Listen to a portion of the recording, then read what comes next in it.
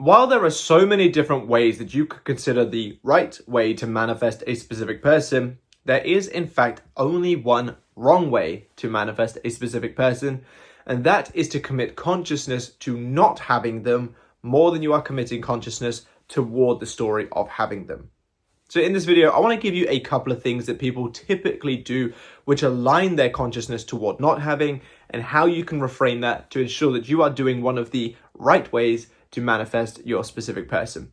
Now, of course, if you would like my one-to-one help to look over you and your situation to ensure that you're doing the right things, or you've got the right solutions to the stuff that you need to work on, and so on, down below in the comment section and the description are the links to my website where you can find the one-to-one services that I offer. If you need some self-study stuff with my wisdom imparted on it, I do have worksheets available as well.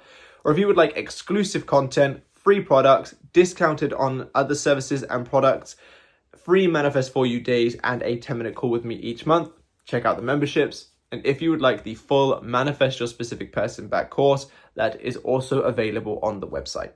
But thank you so much for your time. Now let's get into this.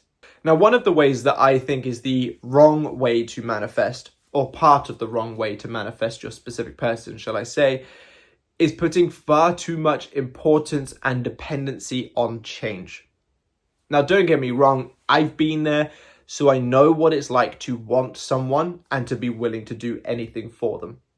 However, one of the ways that people fail their manifestation, and I say fail in a sense of continuously doing the wrong thing, because you can never fail manifestation. If you shift your consciousness, you will get what you want, no matter how long it's been.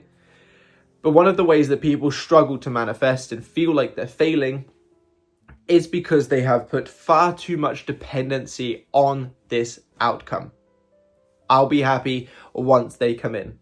I can go back to doing the things that I want once they come in. I can eat and sleep properly again once they come in, and so on. These are just some examples of what I've seen, but I have seen dependency in a multitude of different ways. Now, the problem with this is, despite the fact that that is how we feel a lot of the time when trying to manifest someone, especially someone back, is it puts you in a state of lack. And we get more of what we are, not what we want. So when we're in that state of lack, we are lackful, therefore we get more lack. So by having this outcome dependency on this person coming in, you actually keep them at bay further than if you were to not be so dependent on them showing up. It seems paradoxical, I know. You'd think that the more you want it, the more that you're going to bring it in and so on. But in order to allow this power of conscious creation and the subconscious mind to make things happen, we need to, as best as possible, align consciousness with that of having this desire already, as opposed to aligning consciousness with not having it. Dependency, need, attachment, these all exist in states where we don't have something or we fear losing it. Now, desire and wanting, that's not the same thing. Think of it like that phone. Everyone around you's got the new phone. This is typically what you experience when you're younger. As you get older, obviously you care less about what other people have. But everyone around you's got that new phone and you don't. All you can think about is how you can get that new phone, how amazing it'd be to have that new phone. You feel embarrassed getting your little flip phone out and so on. And it seems like the world is going to end if you don't get that phone. Until you get it. And those first few days, it's amazing. New phone, having fun with the apps and so on. And then like 3-4 days go by and it's just a phone. Now, of course, you care about that phone, which is why you don't just chuck it across the room. Or if you drop it, you don't just go, I'll boot it one extra time. But it's normal to have that phone. This is exactly what we're aiming for when it comes to the process of manifestation. Desiring it, wanting it, taking care of your consciousness regarding it. Just the same way as once that phone's become normal, you look after it, but it's not like, oh my God, I've got it. But not so much to the degree that it becomes a dependency. once I get this, I'll be happy, and so on, which would be the equivalent of still needing that phone. So the mistake that many people make is thinking that once their manifestation comes in, they'll actually be happy, and then operating from that perspective. Now, don't get me wrong, when you get that success, it is great, trust me, I've been there, I know, but it becomes normal. Or if you didn't work on yourself, you become fearful again, because whatever created the breakup prior, or whatever has created this dependency currently, creeps back in, and you get concerned again in most cases. So what we want to do is lessen that dependency, which will allow the desire to come in more efficiently, but also make it easier to retain it. Because when you're super like, oh my God, I need you, I'm going to keep my claws in you so you can't go anywhere, even once you get them back, you're showing your subconscious mind fear and lack and so on, and you run the risk of losing them. So to work on dependency, simply having other things that are important to you is very beneficial, but also not seeing this thing as the end all be all. Instead, providing yourself joy, fulfillment, happiness, peace, and as much as you possibly can that doesn't rely on another person. Obviously, you can't hug yourself properly on your own. You can't, reproduce in a natural way on your own, and so on. So I get there's some things you will need another person for, but joy, you don't need another person. Or at least you don't need that specific person. You can find joy in hobbies or friends or family or pets or YouTube or whatever. Fulfillment through your own purpose, and so on. So by having other things going on and providing yourself joy and fulfillment, you lessen dependency much more, which makes it easier to happen. And therefore, you'll stop yourself from failing. Another thing that people typically do as well is use this 3D reality as evidence far more than they bloody should. Yes, we live in this 3D reality. I'm talking to a physical phone that's going to go onto YouTube, which only exists in this reality as far as my upload toward it. And then you're going to watch it and you're going to click like on it, hopefully. Some of you may use your real world money to come to me for coaching and so on. I get that what we do is very, quote unquote, real and physical. But we know, especially if you've been in this community for a long enough period of time, that what is real out there is just the solidified form of what was quote unquote real in here.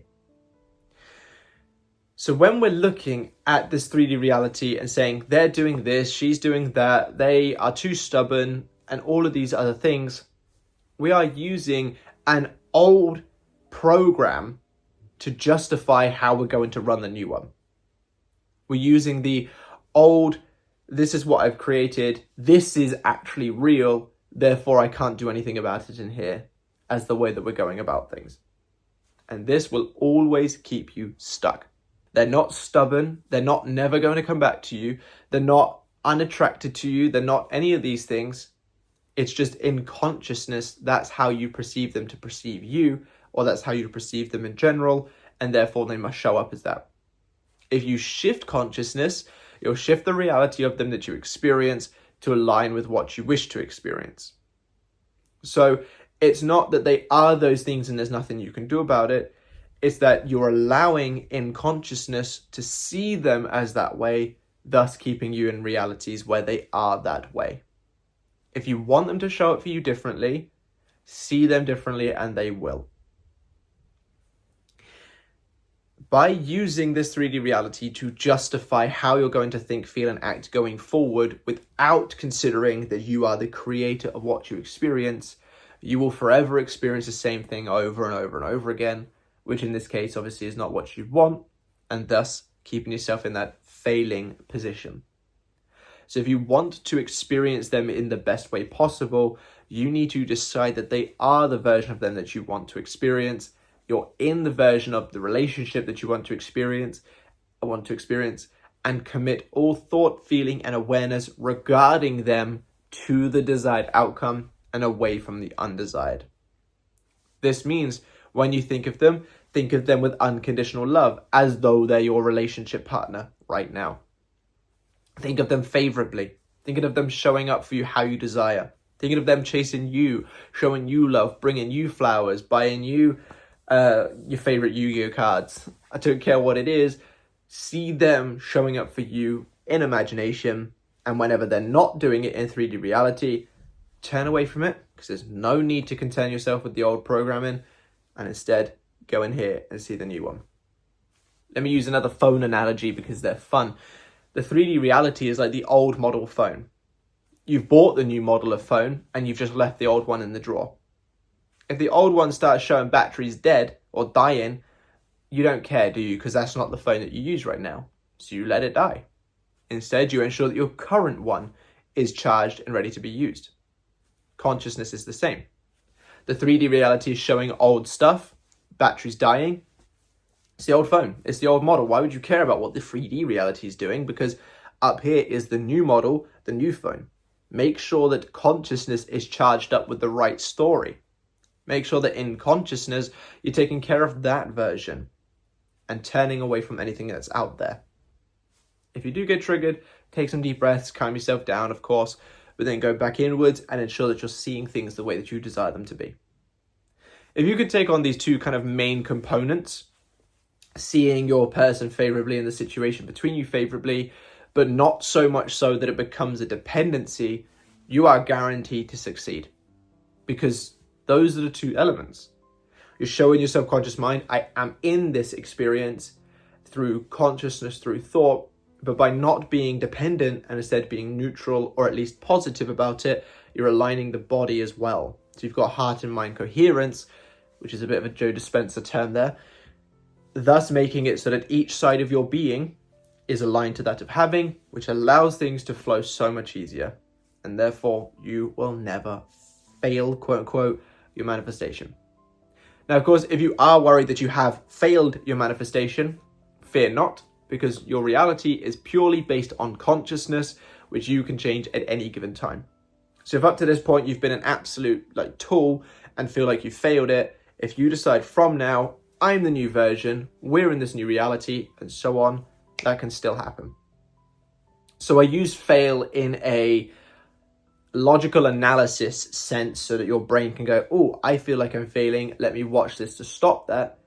But I want you to understand that fail does not exist within manifestation, because your reality is based on your consciousness, to which you can change at any given moment. Therefore, no matter how much you failed, you can still succeed. So take that on board. But thank you so much for being here with me today. I really hope you have enjoyed it. If you have, drop me a like and a comment to let me know, and subscribe to the channel. And be sure to click that bell icon when you do. If you do need my help to help you specifically with your situation, so you're not scrolling through video after video after video, hoping that they're going to fix your problem, but instead getting the answers that you actually need, down below in the comment section and the description are the links to my one-to-one services, as mentioned. I also have those worksheets, which are exceptionally cheap, but very, very beneficial for you. I get so many compliments and massive amounts of appreciation for those worksheets. So definitely do yourself a favor and pick one up. If you want exclusive videos like the Manifest Your Specific Person Back Exhaustive Guide, which is an hour and 37-minute long video, the video where Katie is talking about her experience while being manifested, and much, much more, check out the memberships. If you want 3 free manifestation days where I manifest for you and a 10-minute call on top of discounts, free products, and exclusive content, check out that highest tier of the membership. It is exceptional value for money, so do yourself a favor again. Or if you want a full, exhaustive course dedicated to helping you understand everything about manifesting your specific person, check out the course that's on that website. It's 33 videos long that spans 6 hours worth of content. If you leave that course unsure of a single thing, I will genuinely be very, very surprised.